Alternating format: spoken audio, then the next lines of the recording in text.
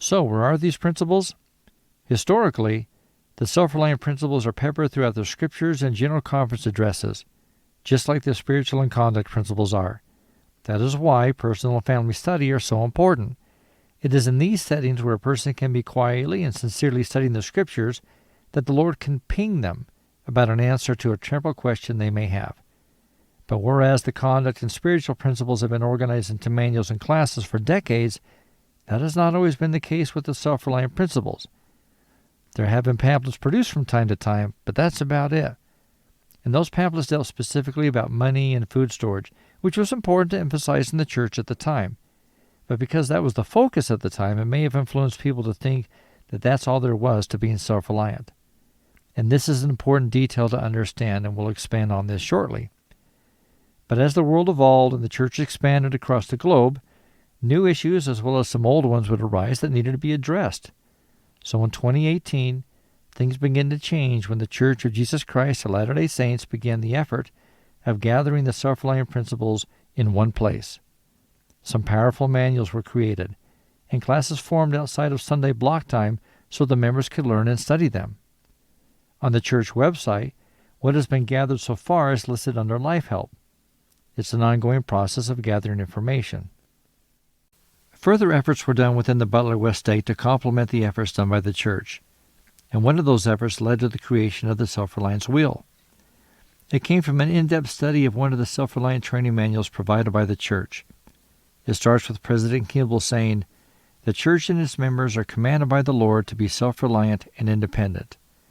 He goes on to say, "The responsibility for each person's social, emotional, physical, or economic well-being rests first upon himself, second upon his family, and third upon the church if he is a faithful member thereof." The words social, emotional, spiritual, physical, and economic are words that stood out in that statement. On the other page, Elder Dieter F. Uchtdorf said, and it's not all highlighted in yellow to see, but it says, "The Lord's way of self-reliance involves, in a balanced way, many facets of life, including education, health, employment, family, finances, and spiritual strength." In this quote, health, education, finances, spiritual strength, balance, family, and employment stood out.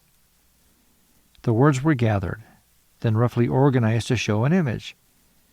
Gaps were filled in.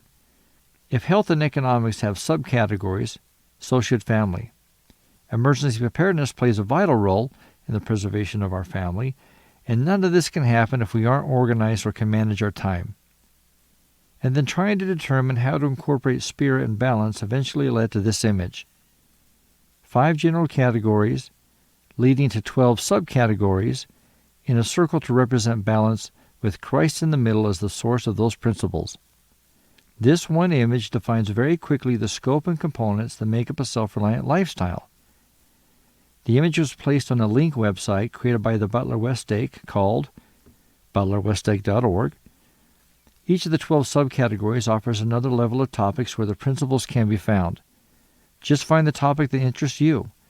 You'll notice some of the topics are found in the manuals previously shown. This is an oversimplified view, but you get the point. Simply click on it, and it links you back to the church website where the information is contained.